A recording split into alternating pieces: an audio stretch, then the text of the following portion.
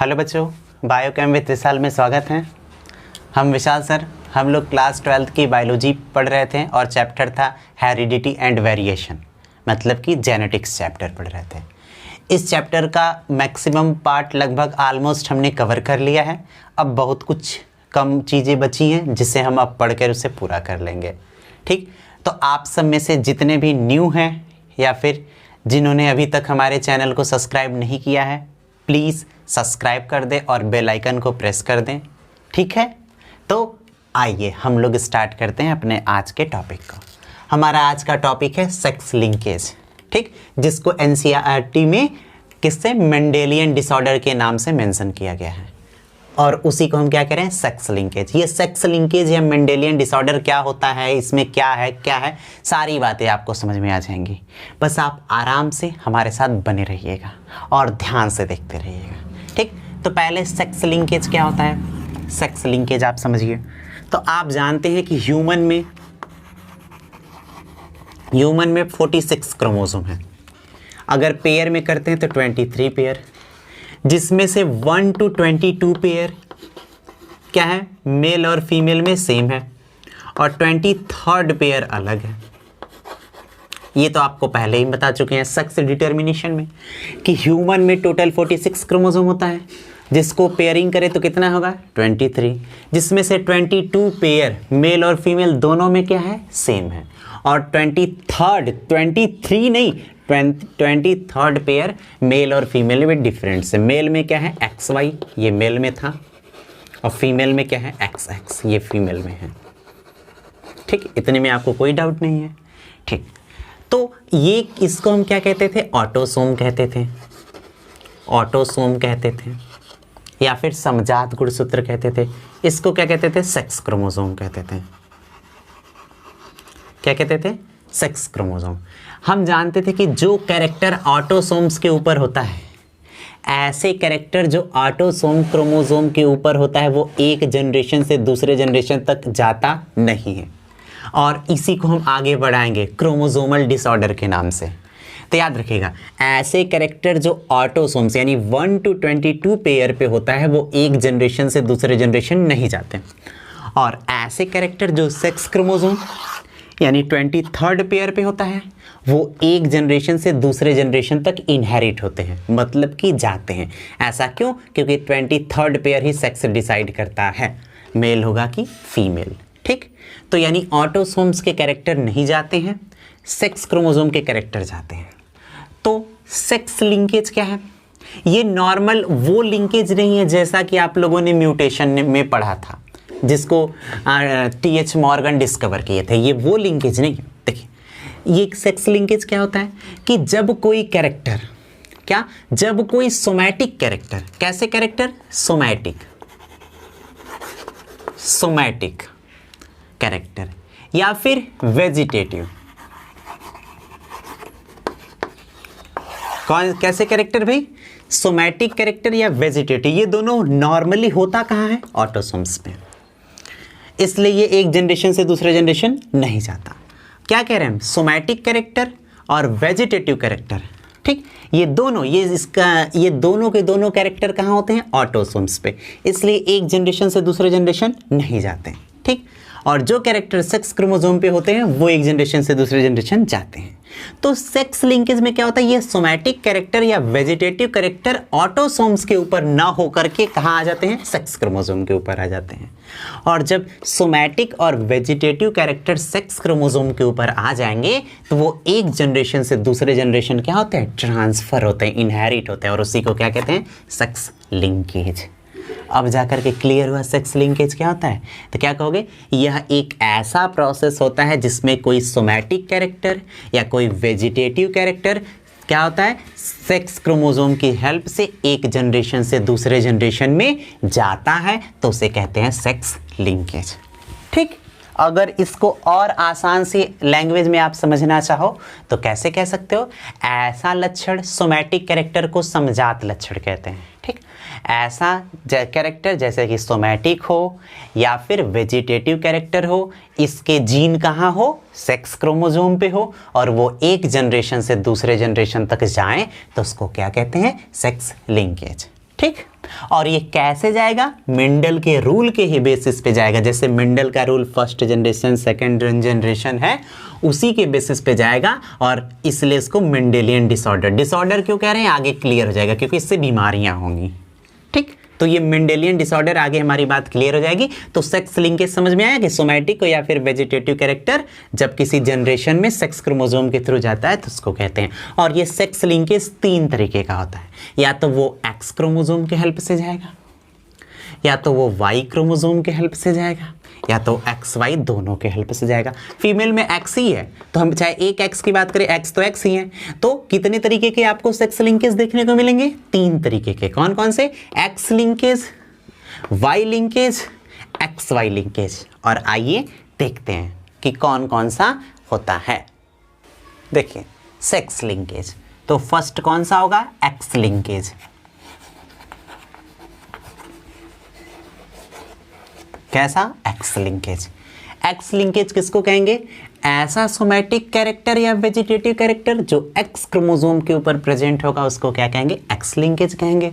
और इसी तरीके से वाई लिंकेज किसको कहेंगे? ऐसा सोमैटिक या वेजिटेटिव कैरेक्टर जो वाई क्रोमोसोम पे होगा उसको वाई लिंकेज कहेंगे। और एक्स वाई किसको कहेंगे? जो दोनों पे होगा। तो फर्स्ट क्या है? एक्स लिंकेज, मतलब कि ऐसा सोमैटिक कैरेक्टर जो एक्स क्रोमोसोम पे प्रेजेंट होता है उसे एक्स लिंकेज कहते हैं। और इसका एग्जाम्पल नीट में कई बार आ चुका है। किस में से कौन सा एक्स लिंकेज है? तो कौन कौन सा होता है? Colour blindness,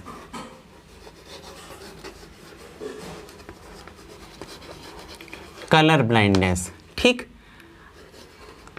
I colour in Drosophila,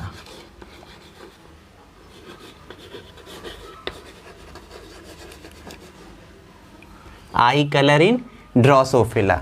और भी है। और तीसरा क्या है? हीमोफीलिया।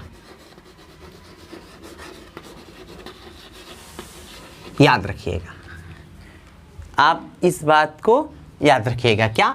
एक्स लिंक, यानी ये ऐसे सोमैटिक कैरेक्टर, ये जेनेटिकल नहीं है, सोमैटिक कैरेक्टर, ये ऐसे सोमैटिक कैरेक्टर है जिसके जीन एक्स क्रोमोसोम पे है और ये एक जनरेशन से दूसरे जनरेशन तक जाएंगे। और एग्जाम में पूछा जाता है कि एक्स लिंकेज कौन सा है, तो याद रखिएगा आप क्या क्या है? कलर ब्लाइंडनेस है, आई कलर इन ड्रोसोफिला है, हीमोफीलिया है, और भी है जिसको क्या कहते हैं हम? Sickle cell anaemia. क्या कहते हैं भाई? सिकल सेल एनीमिया, आप पढ़ चुके हैं।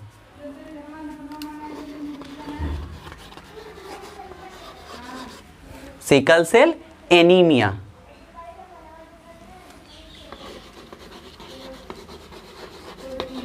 याद रखिएगा कि ये चारों कैरेक्टर एक्स लिंकेज होता है। दूसरा क्या होगा?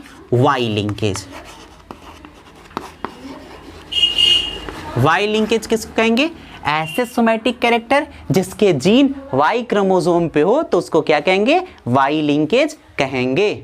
और इसका पहला एग्जांपल होता है टीडीएफ। क्या होता है? टीडीएफ। ये मोस्ट इंपॉर्टेंट है। इसका क्या मतलब होता है? Testis determining factor. क्या? Testis determining factor. ये कैरेक्टर केवल और केवल किस में होता है? मेल में होता है, ना कि फीमेल में होता है। दूसरा होता है हर्पे ट्राइकोसिस।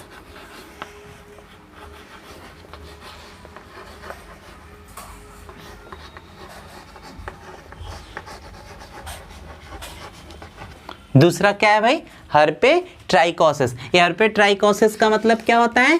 कि हेयर ग्रो करता है, हेयर ग्रो करता है। कहाँ? On year. ईयर, इसमें कान के ऊपर बाल आ जाते हैं। और आपने अपने घर में पापा को, दादाजी को, नाना जी को देखा होगा, उनके कान पे बाल उग जाते हैं, तो उसको क्या कहते हैं? हर्पे ट्राइकोसिस। ये दोनों कैरेक्टर वाई लिंकेज है। ये केवल और केवल मेल में पाए जाते हैं, कभी औरतों के कान पे बाल नहीं आते हैं।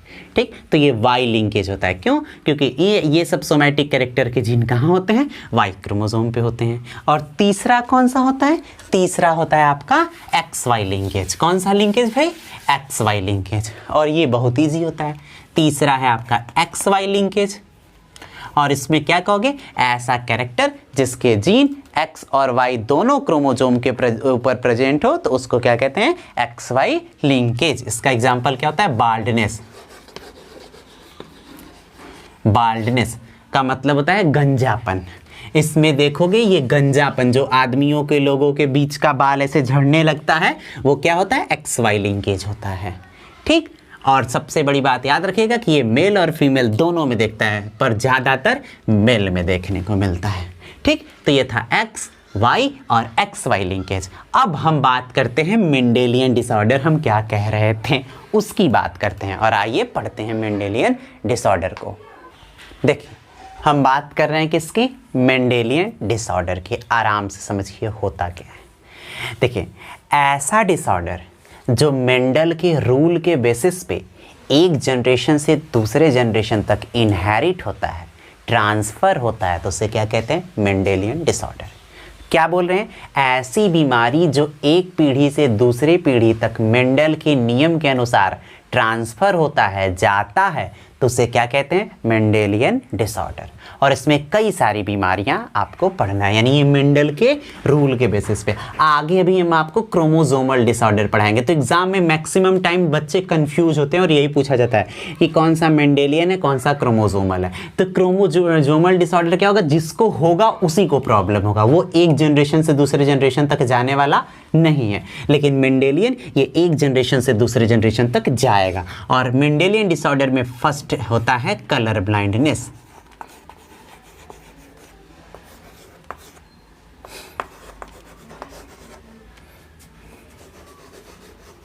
कलर ब्लाइंडनेस, इसके बारे में आपको डिटेल पढ़ना है।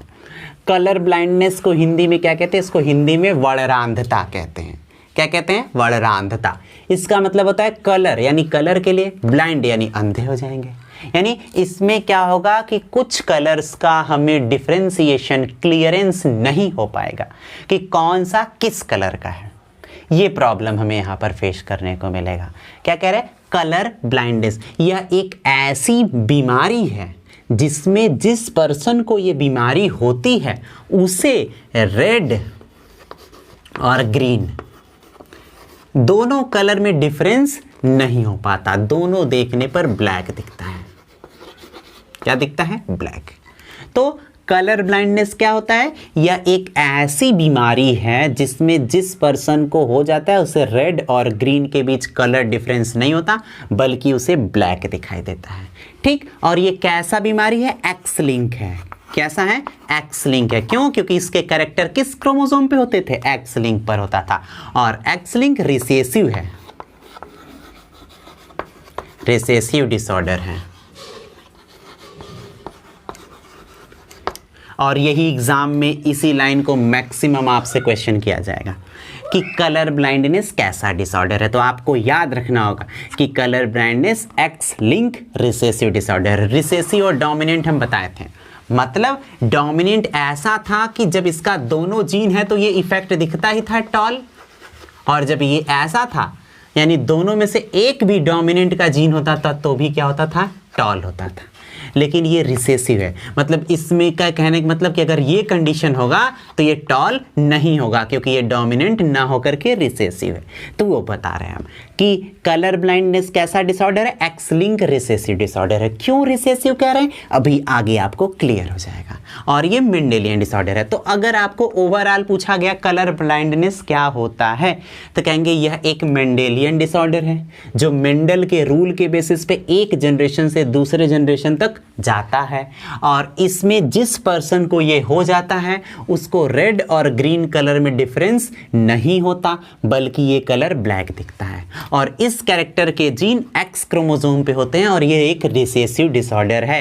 यह एक क्या है, रिसेसिव यानी अप्रभावी डिसऑर्डर बीमारी होता है। और देखो हायर लेवल पे जाओगे तो रेड ग्रीन के अलावा आपको एक ब्लू भी बताया जाएगा, ये कॉलेज में बताया जाएगा। अभी आप रेड और ग्रीन मान के चलिए, लेकिन आप ब्लू याद रखिएगा कि ब्लू में भी डिफरेंस प्रॉब्लम्स आ सकते हैं। ठीक, तो कलर ब्लाइंडनेस एक जनरेशन से दूसरे जनरेशन तक इनहेरिट कैसे होता है, जाता कैसे है, अब हमें इस पे क्वेश्चन पढ़ना है और हम इस पे क्वेश्चन को सॉल्व करेंगे, तब हमारी ये डोमिनेंट और रिसेसिव वाली बात आपको समझ आ जाएगी। आइए देखते हैं कि कैसे क्वेश्चन सॉल्व किया जाता है। देखिए, आप हमेशा याद रखिएगा कि ये एक्स लिंक डिसऑर्डर है। कैसा है, एक्स लिंक है, एक्स लिंक है और वो भी रिसेसिव है। एक्स लिंक है और वो भी कैसा है, रिसेसिव है।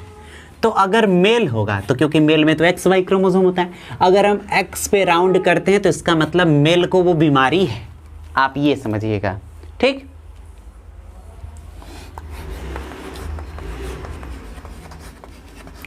कि अगर हम मेल के एक्स पे राउंड अप करते हैं तो मेल को वो बीमारी है, यानी मेल अफेक्टेड है, ग्रसित है।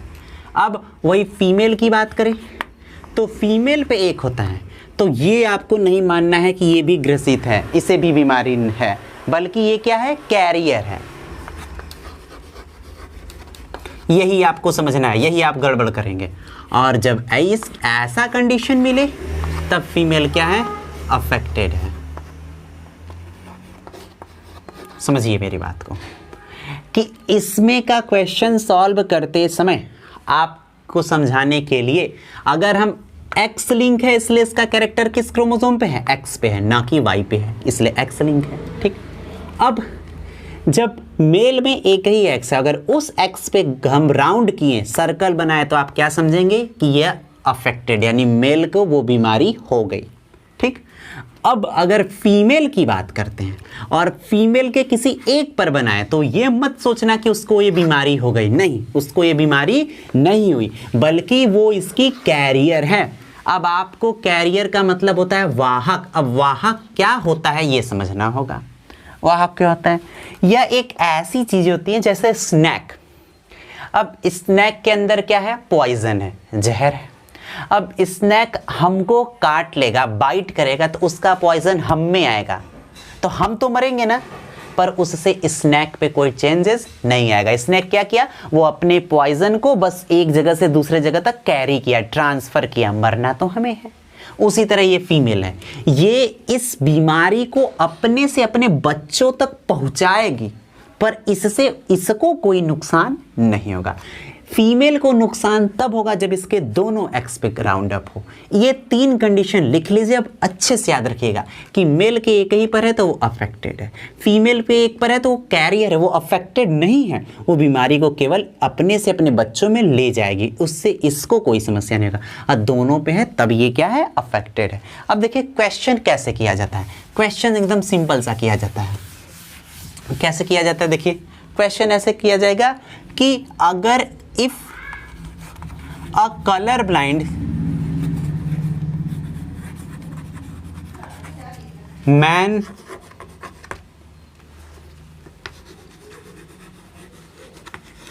married with normal female,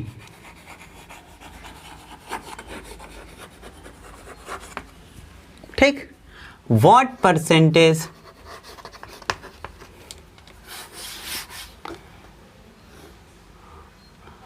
his child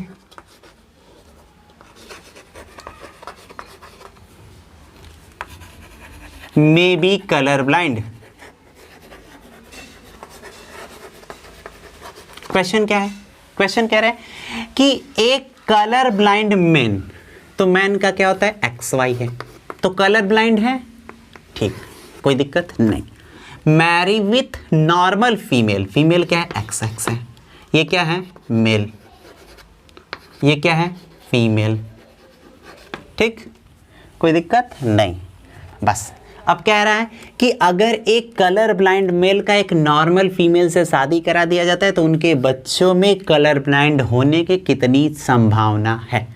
तो देखो सिंपल सी बात है, ये तो आपको पहले भी पता आ चुके हैं हम सेक्स डिटर्मिनेशन में। एक पे एक्स पे है, एक पे गोला, देखो एक एक्स पे है, एक पे, देखो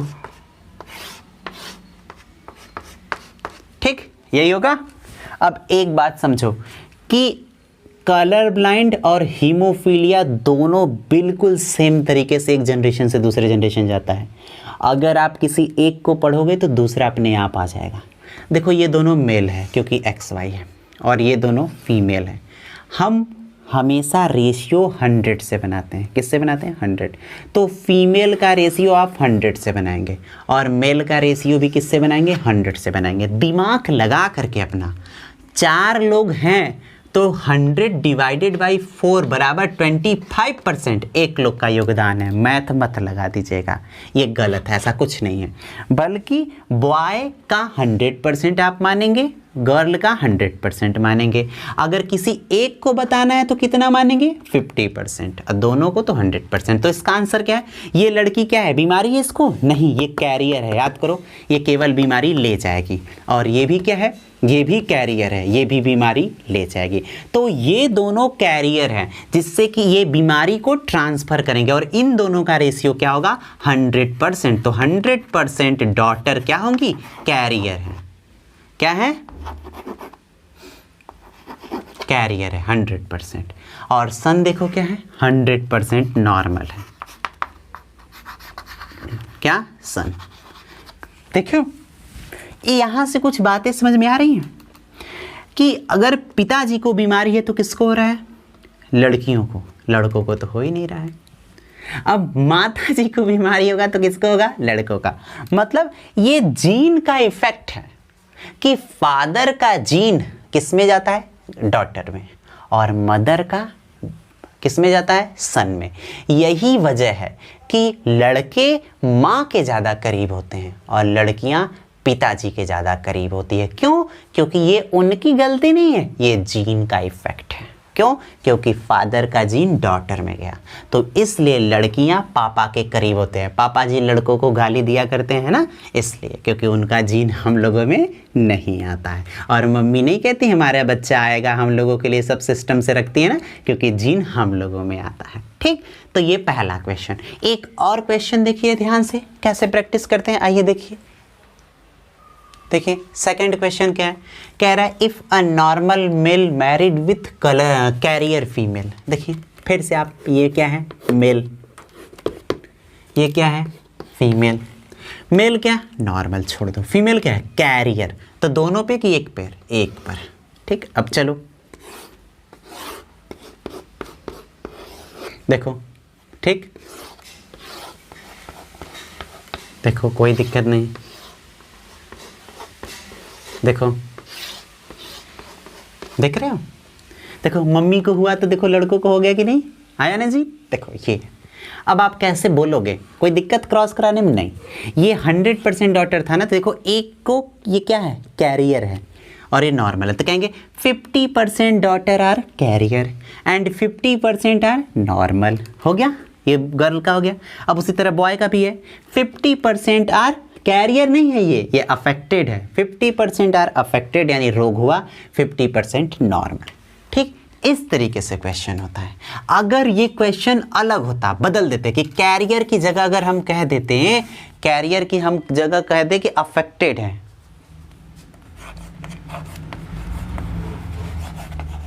क्या है? अफेक्टेड है, तो क्या होगा कि अगर फादर भी अफेक्टेड है,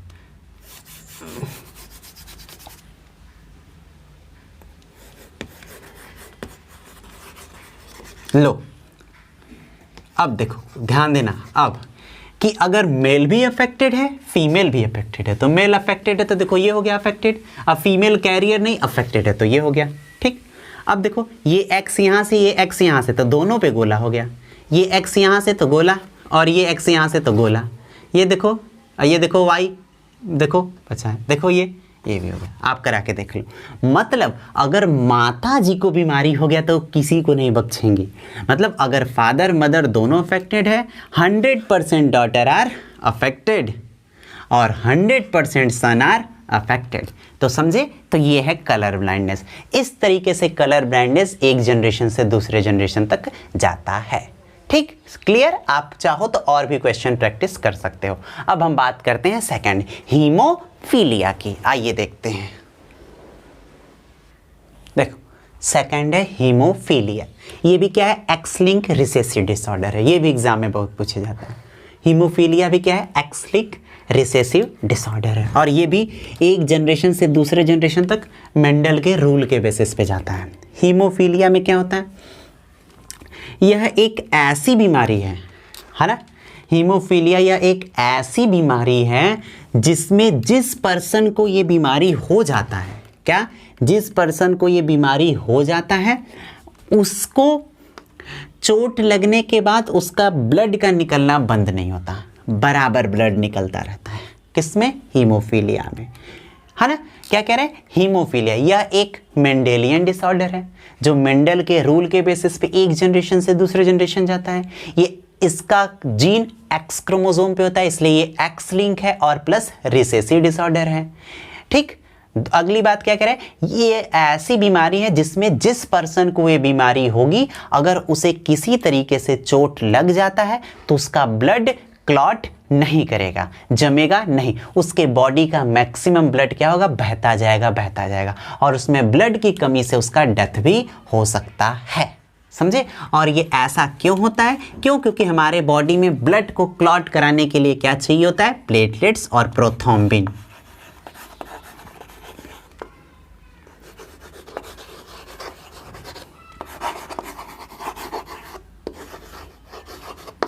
ठीक, हमारे बॉडी में ब्लड को क्लॉट कराने के लिए क्या चाहिए होता है, प्लेटलेट्स और प्रोथ्रोम्बिन, और क्लॉट न दे करने के लिए क्या होता है, हिपैरिन।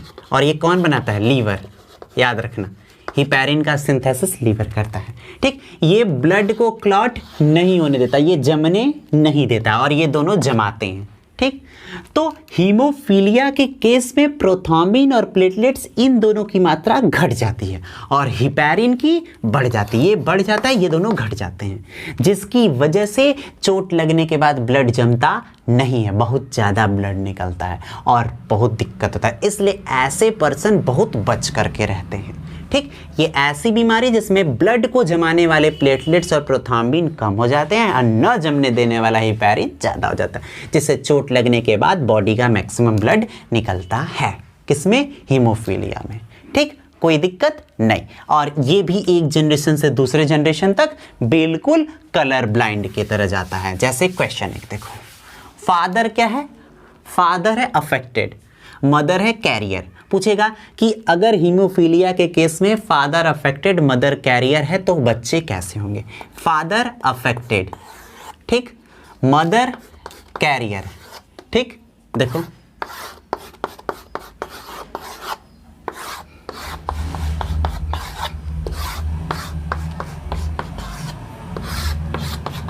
देखो क्या आंसर होगा, देखे, कहोगे 50% daughter are affected, 50% daughter are carrier, 50% son are affected, 50% son are normal. एक लड़का बच गया, है तो बच गया।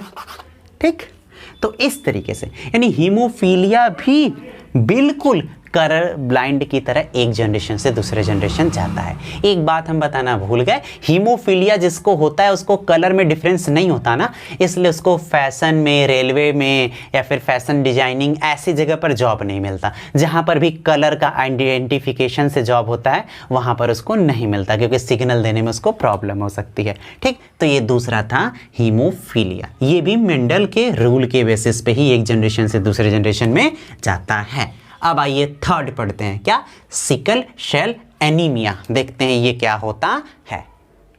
देखिए थर्ड कौन सी बीमारी है, सिकल सेल एनीमिया। इसको हिंदी में कहते हैं हसियाकार रुधिराणु एमीनिया, बहुत भद्दा है हिंदी में, इसलिए इंग्लिश देखिए, सिकल सेल एनीमिया। ये भी क्या है, ये भी एक्स लिंक डिसऑर्डर है। कैसा, एक्स लिंक है, और वो भी कैसा, रिसेसिव। याद रखिएगा, सिकल सेल एनीमिया भी x link recessive, dominant disorder नहीं होता। बस याद रखिएगा, एक आगे आपको कभी एग्जाम में पूछेगा, डकीनी मस्कुलर डिस्ट्रॉफी, ये डोमिनेंट होता है, बाकी ये सब रिसेसिव है। तो देखिए सिकल सेल एनीमिया ये भी एक्स लिंक रिसेसिव डिसऑर्डर होता है और ये हेट्रोजाइगस कंडीशन में होता है।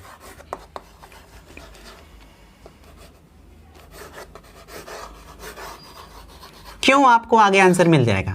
बस याद रखिएगा कि sickle cell anaemia heterozygous condition में होता है, ठीक। और ये किससे रिलेटेड होता है? आरबीसी के शेप से रिलेटेड होता है। किससे रिलेटेड होता है? शेप ऑफ आरबीसी, ठीक। समझिए कि आरबीसी के शेप से रिलेटेड होता है। अब आरबीसी में क्या होता है भाई? आरबीसी में होता है हीमोग्लोबिन, एचबी। हीमोग्लोबिन को हमेशा एचबी लिखते हैं, ठीक। देखिए अगर हीमोग्लोबिन देखते हैं एचबी, तो इसमें 2 चेन होता है। कितना चेन होता है? एक को कहते हैं अल्फा चेन, दूसरे को कहते हैं बीटा चेन, ठीक।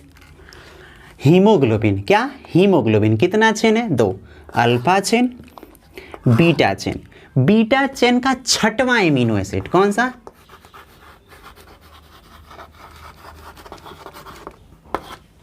बीटा चेन का 6वां एमिनो एसिड क्या होता है? ग्लूटामिन।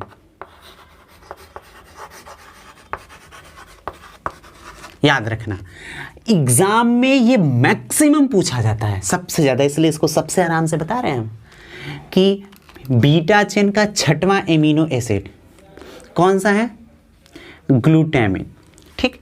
ये ग्लूटामिन जो है ये क्या होता है? आरबीसी के शेप के लिए जिम्मेदार होता है। ये आरबीसी के शेप को मेंटेन करता है।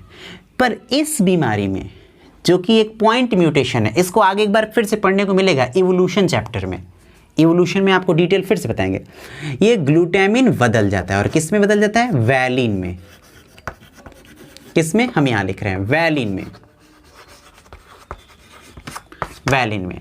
और ये वैलिन की वजह से आरबीसी का शेप मेंटेन नहीं हो पाता, और आरबीसी ओवल शेप, ओवल आप जब पूड़ी बनाने के लिए ऐसे ऐसे ऐसे ऐसे ऐसे आटे को या फिर रोटी बनाने के लिए बनाते तो जो ऐसे गड्ढा सा बन जाता है उसी को कहते हैं ओवल शेप। यानी देखिए ये ऐसे शेप को ओवल शेप कहते हैं। इस शेप का आरबीसी होता है, इससे बदल करके सिकल शेप हो जाता है, और ये सिकल शेप ऐसा होता है।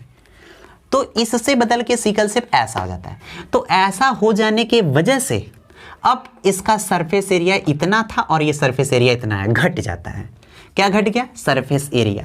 और इसी आरबीसी के ऊपर ही तो हीमोग्लोबिन होता है, और जब सरफेस एरिया घट जाता है तो हीमोग्लोबिन कम हो जाता है। और हीमोग्लोबिन के कम होने से हीमोग्लोबिन का क्या काम है? ऑक्सीजन का परिवहन, O2 को लाना ले जाना, ठीक, ट्रांसपोर्ट। और जब सरफेस एरिया ही घट गया तो O2 को लाना ले जाने क्या, इस पे अटने का नंबर कम हो गया, और कम होने की वजह से ऑक्सीजन का ट्रांसपोर्ट कम होता है, और सांस सही से ऑक्सीजन न मिलने की वजह से पेशेंट का डेथ भी हो जाता है, और इसी को सिकल सेल एनीमिया कहते हैं। समझ पाए? फिर से सिकल सेल एनीमिया ये एक्स लिंक रिसेसिव डिसऑर्डर है, ठीक। ये हेट्रोजाइगस कंडीशन में अफेक्टेड होता है। अभी इसका हम आगे चार्ट बना के दिखाते हैं। क्या होता है इसमें? आरबीसी का शेप जो कि ओवल शेप होता है, इसमें आरबीसी का शेप जो कि ओवल शेप होता है उससे बदल करके सिकल शेप हो जाता है। किस शेप हो जाता है? सिकल शेप हो जाता है। क्यों? क्योंकि हीमोग्लोबिन के बीटा चेन का 6वां एमिनो एसिड जो ग्लूटामिन होता है वो आरबीसी के शेप को मेंटेन करता है, और ये ग्लूटामिन की जगह वैलिन आ जाता है, जिससे आरबीसी का शेप गड़बड़ हो जाता है और वो ओवल से सिकल में बदल जाता है। और सिकल होने की वजह से उस पे उतना हीमोग्लोबिन नहीं अटता और गैसों का ट्रांसपोर्ट कम होता है, जिससे पेशेंट का डेथ भी हो सकता है, ठीक। अब सिकल सेल एनीमिया इनहेरिट कैसे होता है, आइए हम इसकी बात करते हैं। देखिए कैसे होता है। देखिए हमने कहा था ये हेट्रोजाइगस कंडीशन में इफेक्ट होता है।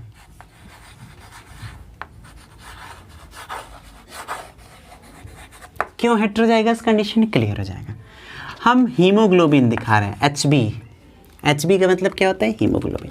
और HbA HbS इसका 2 जीन है, और देखो AS सेम सेम नहीं, इसलिए हेट्रोजाइगस कंडीशन है। दूसरा HbA HbS ये भी हेट्रोजाइगस कंडीशन है। ये एक को हम मेल मान ली, एक को फीमेल मान ली, ठीक। चलिए ये क्रॉस लीजिए, HbA HbA, ठीक, HbA HbS, ठीक। HbA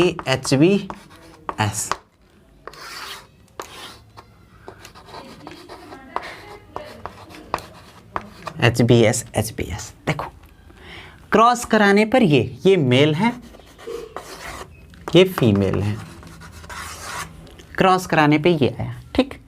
अब ये मेल जो होमोजाइगस कंडीशन है ये नॉर्मल होगा, ये जो भी बच्चा होगा, देखो ये मेल फीमेल कोई भी हो सकता है, कोई दिक्कत नहीं है, बस ये नॉर्मल, क्योंकि हम यहाँ पर सेक्स को नहीं बता रहे हैं, हम इस बीमारी को बता रहे हैं, ठीक। ये नॉर्मल होगा, इसको बीमारी हो ही नहीं सकती, बिल्कुल नॉर्मल होगा। क्या होगा? नॉर्मल।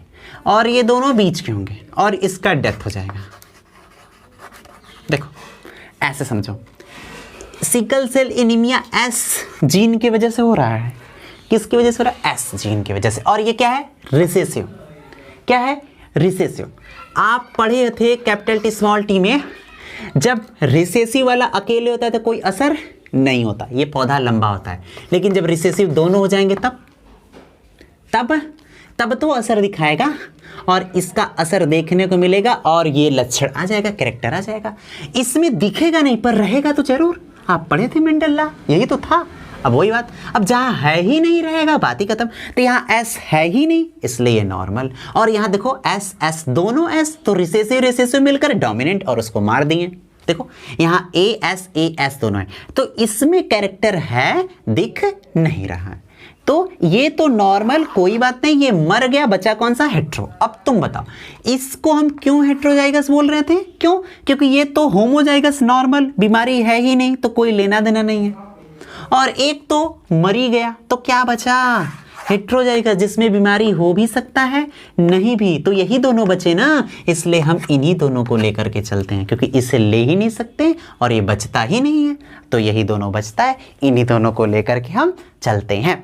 तो और सबसे बड़ी बात, ये तो नॉर्मली मर जाएगा और ये दोनों कंडीशन नॉर्मली एक कंफर्टेबल लाइफ सरवाइव कर सकते हैं, लेकिन एक्सटेंड कंडीशन में ये भी मर सकते हैं। मतलब ऐसे लोगों को पहाड़ पे नहीं जाने दिया जाता है, हाँ, भारी भरकम काम करने को नहीं दिया जाता है। क्यों? क्योंकि इन सब चीज दिक्कतों की वजह से कभी भी इनके आरबीसी का शेप झटके से बदल सकता है, और जैसे ही शेप बदलेगा तुरंत ओवल से सिकल और हीमोग्लोबिन का मान न कम हटेगा और ऑक्सीजन आना जाना कम, और सांस न ले पाने की वजह से इनका क्या हो जाएगा? डेथ हो जाएगा।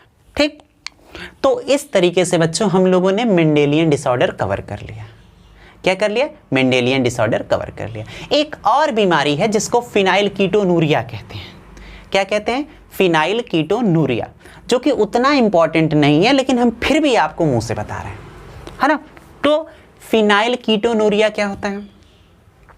ये बहुत सिंपल सी बीमारी है। इसमें कीटोन बॉडी का फॉर्मेशन होता है। किसका फॉर्मेशन होता है? कीटोन बॉडी का फॉर्मेशन होता है। इस कीटोन बॉडी बनता है। कीटोन बॉडी कैसा होता है जानते हैं हम? क्या कह रहे हैं? Phenyl ketonuria. ठीक, यह एक जन्मजात रोग है जो अगर हमारे पेरेंट्स को होगा तो हमें भी हो जाएगा। ये भी मेंडेलियन डिसऑर्डर है एक। ठीक, इसमें क्या होता है? हम लोग अपने डेली के रूटीन को करते हैं, अपना जितना काम होता है करते हैं, तो हमारे बॉडी में एक एसिड बनता है जिसको हम कहते हैं फिनाइल एलानिन। क्या बोलते हैं? Phenyl alanine. अब इसी फिनाइल एलानिन को एक और एसिड होता है जिसको कहते हैं होमोजेंटिसिनिक एसिड। वो क्या करता है? होमोजेंटिसिनिक एसिड फिनाइल एलानिन को बदल देता है। क्या बदल देता है? टायरोसिन में। और फिर ये टायरोसिन धीरे धीरे हमारे बॉडी से बाहर आ जाता है। ठीक, लेकिन इस बीमारी में क्या होता है? ये जो होमोजेंटिसिनिक एसिड था ये ही नहीं बन पाता बॉडी में। तो जब नहीं बन पाता तो फिनाइल एलानिन कभी भी टायरोसिन में कन्वर्ट या चेंज नहीं हो पाता, और ना होने की वजह से हमारे बॉडी में शुगर का लेवल ज़्यादा हो जाता है और यूरिन के वजह से शुगर निकलता है। हमारे यूरिन के द्वारा, शुशु के द्वारा शुगर बॉडी से बाहर आता है, और वो जैसे ही यूरिन हवा के संपर्क में आता है वो ब्लैक हो जाता है, काला हो जाता है, और उसमें कीटोन बॉडी, छोटे छोटे प्रोटीन्स के छोटे छोटे डायरेक्ट मॉलिक्यूल्स क्या होते हैं? बाहर आते हैं, तो कीटोन बॉडी बनता है। तो क्या बोले? फिनाइल कीटोनूरिया एक मेंडेलियन डिसऑर्डर है। फिनाइल एलानिन टायरोसिन में बदल रहा था, किससे, होमोजेंटिसिनिक एसिड से। एसिड ही खत्म तो बदला नहीं, तो फिनाइल एलेनिन डायरेक्ट बॉडी से निकल गया, जिससे प्रॉब्लम हो गई। ठीक, और इसी को क्या कहते थे हम, फिनाइल कीटोनूरिया। तो अब हम लोगों ने मेंडेलियन डिसऑर्डर को टोटली कवर कर लिया। ठीक, अब हम लोगों के केवल क्रोमोसोमल डिसऑर्डर पढ़ना है, जिसको यूपोलॉइडी, एनीयूपोलॉइडी कहते हैं, जो नेक्स्ट वीडियो में पढ़ेंगे, और इस चैप्टर को हम खत्म कर देंगे, फिर न्यू चैप्टर स्टार्ट करेंगे। प्लीज़ अगर आपको हमारा वीडियो पसंद आया हो तो प्लीज़ प्लीज़ प्लीज़ हमारे चैनल को सब्सक्राइब करना ना भूलें, और ज़्यादा से ज़्यादा शेयर करें, और सब लोग मिलजुल करके पढ़ें और अच्छे से पढ़ें। प्लीज़ आप लोग एटलीस्ट सब्सक्राइब तो कर ही दीजिए। मिलते हैं नेक्स्ट वीडियो में, तब तक के लिए टाटा बाय बाय।